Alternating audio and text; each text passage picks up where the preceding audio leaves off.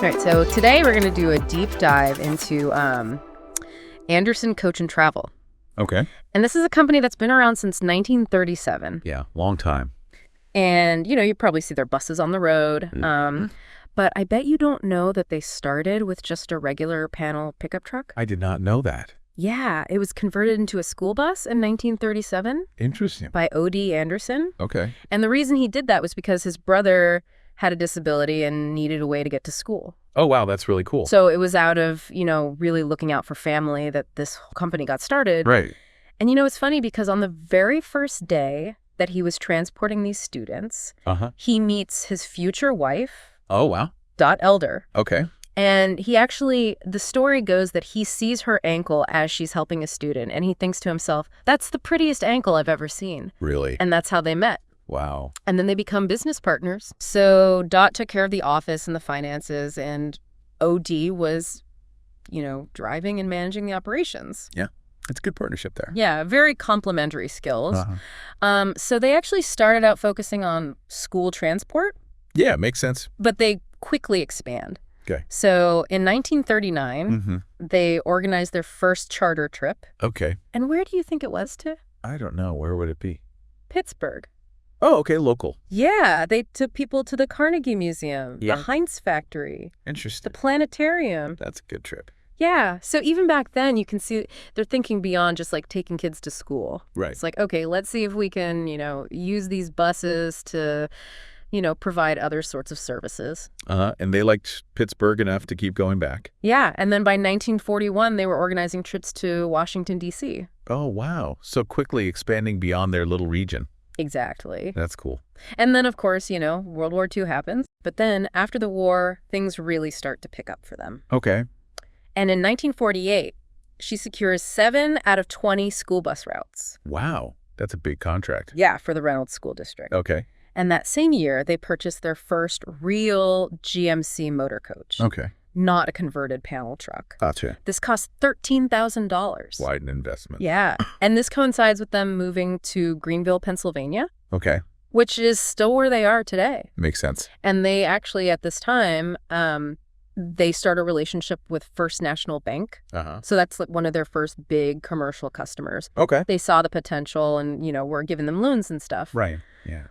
So by 1957, they have a second GMC motor coach. They've got a full-time driver and even a part-time mechanic. Well, they're growing. Yeah, so you can see they're steadily adding to their capacity and getting ready for even bigger things. Okay. And those bigger things arrive pretty quickly because in 1966, they do a charter trip to Alaska. Alaska? Oh. Yeah, so this was on the largely undeveloped Alaskan highway. Oh, wow. This is pretty impressive for a company that's, Yeah, that's not a little jaunt around the corner. No, it's a serious undertaking. Very impressive. Yeah. Very ambitious. And then in 1976, bicentennial celebrations are happening. Right. What do you think they do? I have no idea. They organize a tour visiting all 13 original colonies. Wow, what a cool idea for a trip. And it's interesting, too, because a new motor coach that year cost almost $82,000. Yeah, get it pricey. Yeah. So you can see how much their costs are increasing as their ambitions are growing. Right.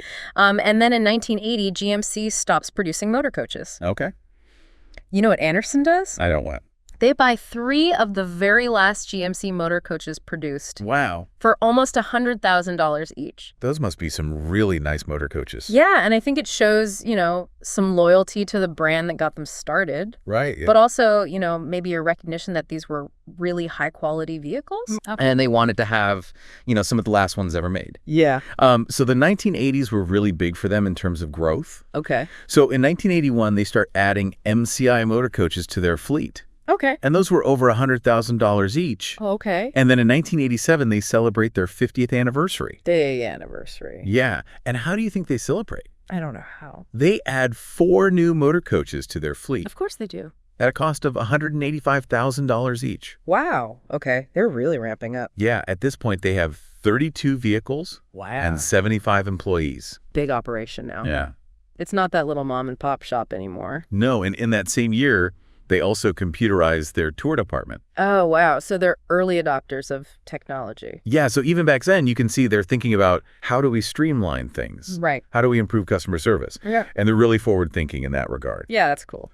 But the early 1990s were kind of bittersweet for them. So in 1990, they break ground on a new office facility. Oh, But right. shortly after that, O.D. Anderson passes away.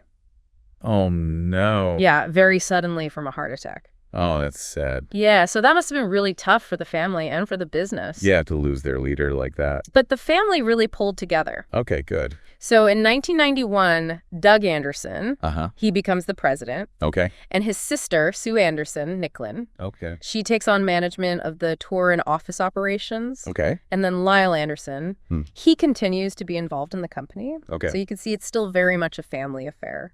That's cool that they all stayed with it. Yeah, and they keep growing. Okay. So by 1993, they're investing in even bigger buses, Okay. 45-foot motor coaches that can hold 56 passengers. Oh, wow.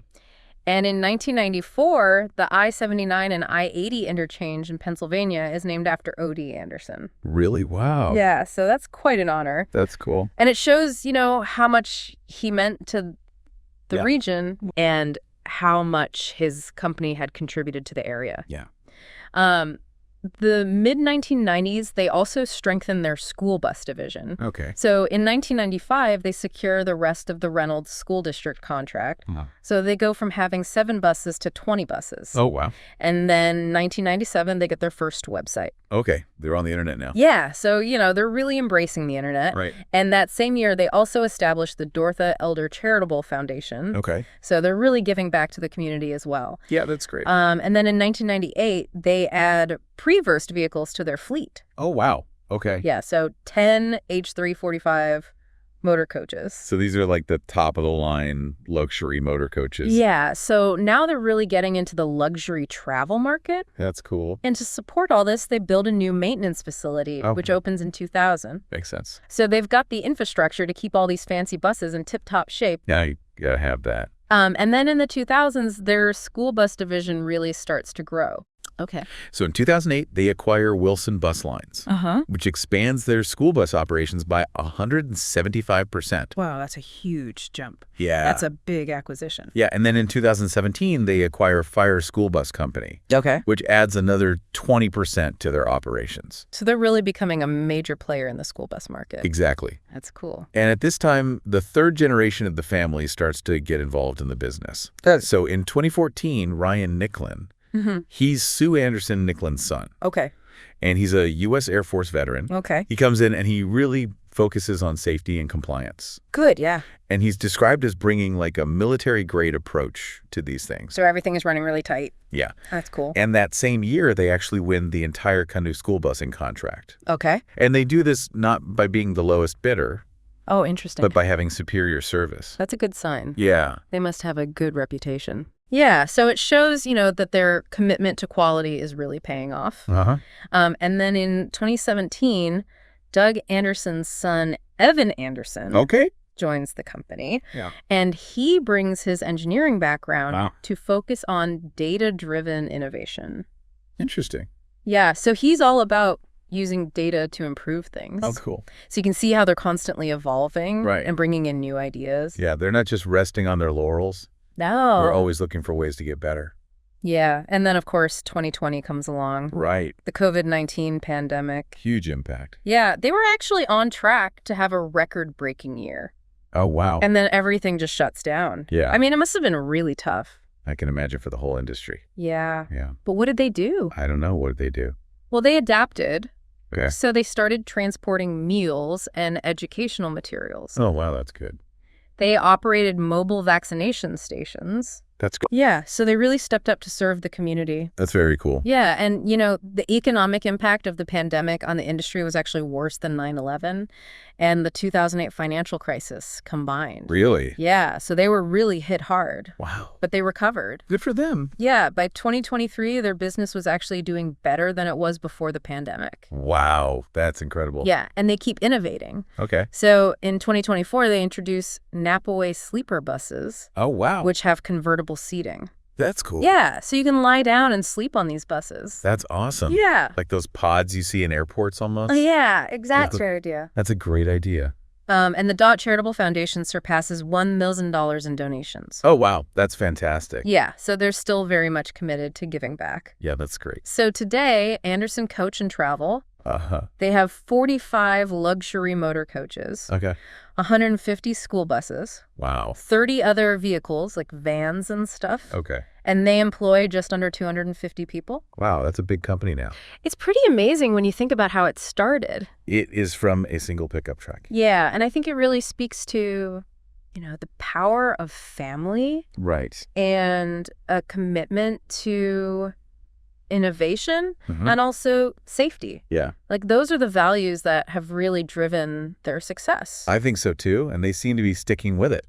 Yeah, and the third generation is now leading the company. Right. So it'll be interesting to see what they do in the future. Right. I mean, they've got a great foundation to build on. Yeah, I think so too. So it'll be fun to watch and see where they go from here. So for all of you listening out there, think about how a simple idea can grow into something truly remarkable. Right. It takes hard work and dedication, Yeah. but it also takes, a willingness to adapt and to constantly look for ways to improve. I think so too. And I think that's what Anderson Coach and Travel really embodies. Yeah, you're a great example of that. So thanks for joining us for this deep dive, Yeah, this was really interesting. and we'll see you next time. I'll see you later.